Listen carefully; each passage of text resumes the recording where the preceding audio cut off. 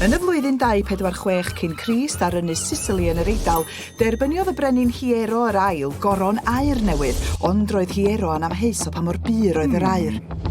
Felly gofynnodd i'r mathemategydd Groegaidd enwog Archimedes feddwl am ffordd i brofi purdeb yr aur. Yn ôl yr hanes, tra roedd Archimedes yn cael ei fath dyddiol. Hei, chydig o breifatrwydd, please. Sori, Archimedes. Wrth iddo eistedd yn y bath, gwelodd bod lefel y dŵr yn codi a sylweddolodd yn syth ei fod wedi datrys y broblem. Eureka! Y prynhawn hwnnw pwysodd y goron a'i osod mewn tanc llawn dŵr gan wneud yn siŵr i gasglu'r dŵr oedd wedi gorlifo. Ar ôl llenwi'r tanc eto, gosododd aur pur o'r un pwysau ar goron i mewn yn y dŵr gan gasglu eto y dŵr oedd wedi gorlifo.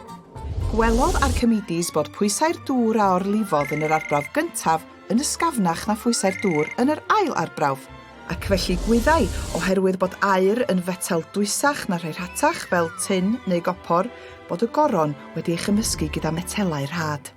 Ac felly roedd y sawl a wnaeth y goron, wel, mewn cryn dipyn o drwbl, ma' siŵr.